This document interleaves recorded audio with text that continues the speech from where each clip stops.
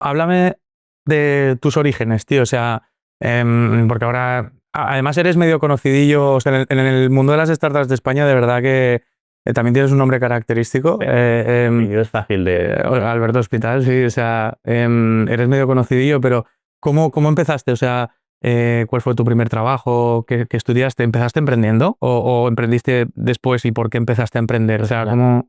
Yo empecé emprendiendo en el 2000, ponle, te diría 2018-19, cuando estaba en el primer año de universidad, cuando, bueno, pues al final mis abuelos, mi padre venía ya de empresa familiar, de negocio, y yo monté lo que ahora se diría, pues oye, un intraemprendimiento, ¿no? Es decir, coger el negocio familiar y de ahí montar un nuevo vertical. Ok. Con los recursos, lógicamente, o amparado bajo el paraguas de los recursos de mi padre y de la empresa. ¿De qué era la empresa? Mi padre hacía lotes de Navidad. Lotes de Navidad. O sea, las cestas de Navidad. Las típicas cestas de Navidad que las empresas regalan a los trabajadores, pues eso se encargaba de hacer. ¿Y en agosto se venden muchos lotes de Navidad? Pasa que todo lo que es junio, julio, agosto se prepara la campaña que empieza en octubre. Ok. Es octubre, noviembre, diciembre e incluso enero. Entonces concentras en 4 meses todo lo que no haces en los 8 restantes. Entonces de ahí nace un poco el primer intraemprendimiento. Es decir, oye, nosotros teníamos una nave de 2.000 metros cuadrados que utilizábamos para realizar los lotes. Pero ¿qué pasaba? Que durante 8 meses al año estaba vacía.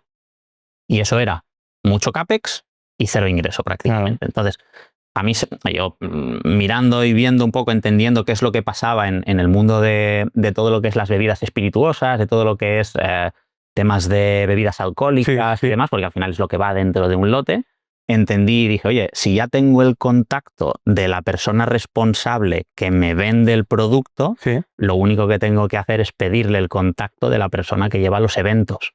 ¿Por qué? Porque todo lo que es material promocional de bebidas alcohólicas, tuvieras Aperol, ves Coronas, ves Red Bull, toda esta gente se gasta pero cantidades infinitas de dinero en todo lo que es marketing. Estuve un año en Pernod Ricard. Pernod Ricard era el cliente. Cliente y proveedor. Y de ahí dije, oye, pues si ya tenemos los contactos, ¿por qué no les ofrecemos toda la infraestructura para guardar y después para montar todo lo que son sus eventos de patrocinio? O sea, que fuisteis como de almacén durante 8 meses al año o también el resto del año. El resto del año también, porque fuimos creciendo. Igual le sacabais más incluso a eso que a los lotes. Más o menos. ¿Y cómo se termina? O sea, ¿cómo se tiene una nave solo para 4 meses? O sea, ¿era algo que heredasteis o comprasteis una nave pero estaba muy barata? O sea, no. Igual es una pregunta tonta, pero digo, o sea, una nave para una empresa que hace lotes de Navidad, digo, sí, eso viene incluso un poquito más atrás. Tatarabuelo, ¿no? De mi abuelo, que mi abuelo tenía supermercados. Ok. Entonces, como silo de guardar mercancía, utilizábamos esos almacenes y de ahí se distribuía a todo lo que era el propio supermercado. Vale, entonces, en el momento, pues mi abuelo los vendió y nos seguimos quedando con esas naves. A día de hoy, pues siguen alquiladas, etcétera. Un poco toda esa parte. Qué chulo. Y de ahí pues nace eso, ¿no? De decir, oye, pues tenemos una infraestructura que estaba infrautilizada, vamos a aprovechar. Y esa vertical nació de ti, o sea, tú estás en la universidad, obviamente tú conoces el negocio familiar y empiezas con eso. ¿Y qué pasa? ¿Y cómo terminó o continúa? Continúa con que a los 4 años viene un competidor, nos dice, oye, nos interesa lo que estáis haciendo, y cogimos y dijimos, oye, pues ponga una cifra en un talón y a partir de aquí pues veremos si nos interesa o no. ¿Y lo vendisteis? Nos interesó, vendimos y un poco esa historia a nivel negocio familiar. Entonces de ahí yo salí a una empresa catalana de compraventa de empresas. Y es cuando ya empiezo a ver un poco pues todo ese mundillo más de cerca. De compraventa de empresas salto a startups, 2010 y... ¿Startups? ¿A trabajar en startups? No, a financiación pública de startups. Ok. Exacto, mi primer trabajo es la parte de financiación pública de startups. Ok. Y de ahí pues hago la primera inversión ya en startups en el 2017. Claro, que también eres inversor, has invertido en algunas y demás. Unas cuantas. En todo vas perdiendo, ¿no? Más o menos, eso se me ha falado mucho. Esa es la presa. Mucho, poco o demasiado. Mucho, poco, demasiado. Pero sí, ya tengo cerca de 36 participadas. 36 participadas y todo ha salido de patrimonio personal propio. No son tickets. Hiciste un éxito, ¿eh?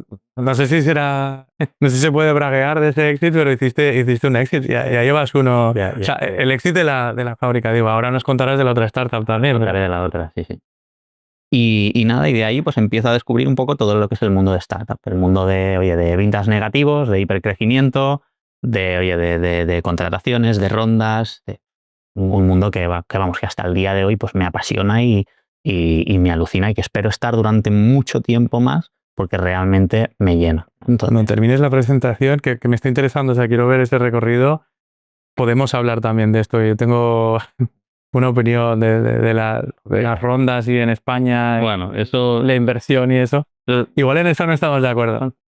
Al final encontrarás momentos de que todo está muy, entre comillas, burbujeado y otros momentos que digas, oye, pues mira, tenemos que cambiar y no ir tanto a valoración, sino que ir más a resultado, a EBITDA positivo o a hacer una empresa, una pyme, un resultado positivo, que dé rendimiento, que dé dividendo y el accionista contento. Entonces es en función, eso es como la economía. La economía es cíclica.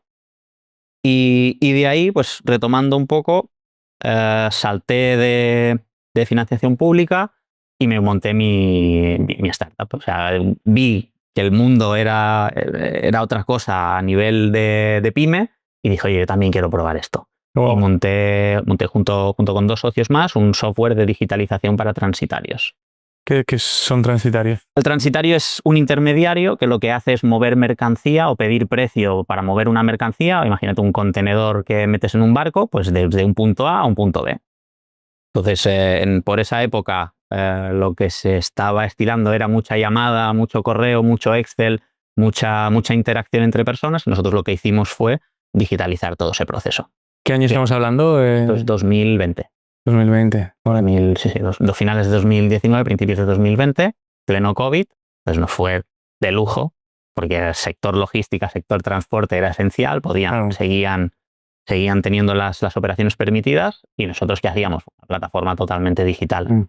Entonces el propio director de logística, el propio account que estaba moviendo mercancía, pues podía cotizarlo, podía generarlo desde su casa, hacer la orden y en 60 días si era un contenedor, pues de China a Barcelona lo tenías emitido. Y ahí pues levantamos capital, llegamos a ser en el momento en que... Desde casa, ¿no? Sí. Prácticamente todo. Todo desde casa. Ahí levantamos capital y nada, llegamos a ser 15 personas. ¿Se puede saber más o menos cuánto levantaste? 2 millones. 2 millones en la primera... 3 rondas. 3 rondas. 3 rondas. Ok. Y de ahí, pues bueno, al final no todo es tan bonito como parece. Yo me salgo principios del 2020, no me acuerdo, del 2022, más o menos.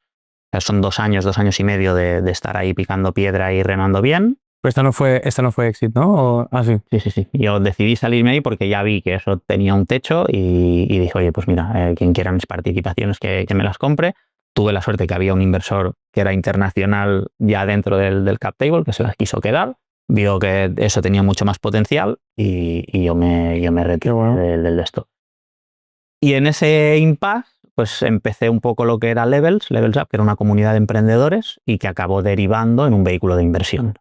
Ese vehículo de inversión, pues también procesos de venta, levantar capital, un poco toda esa parte, pero siempre focalizado en startups. Y ahí invertimos en 20 compañías y fue un poco pues la continuación, ¿no? ¿Alguna conocida? Sí, y bastantes que han pasado también por lanzadera. Hemos invertido en Nester, hemos invertido en 30, en Haddock, invertimos también Project Lobster, hemos invertido pues sobre todo en founders que considerábamos que podían llevar la startup a un siguiente nivel. Al final nosotros defendíamos, y bueno, seguimos defendiendo porque el vehículo está con el periodo de inversión cerrado, pero bueno, lo seguimos teniendo activo.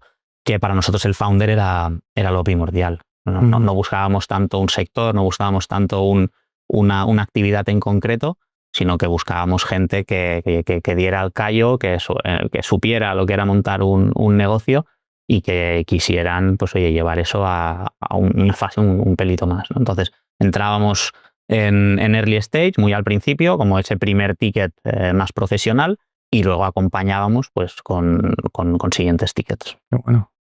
Sí. Qué bueno. Y es que y después de ahí, pues ya me metí entré como director de proyecto en Lanzadera, que estuve 2 años. Y bueno, fue una época preciosa, la disfruté mucho, echando una mano a emprendedores de toda España y me lo pasé de maravilla, disfruté como un enano. Pero al final estás en tu salsa, ¿no? Estás en tu espacio de, oye, de te enseño, te ayudo Sí. o te doy la alternativa. Y si has sido emprendedor, claro, Era muy orgánico. sí, está muy guay.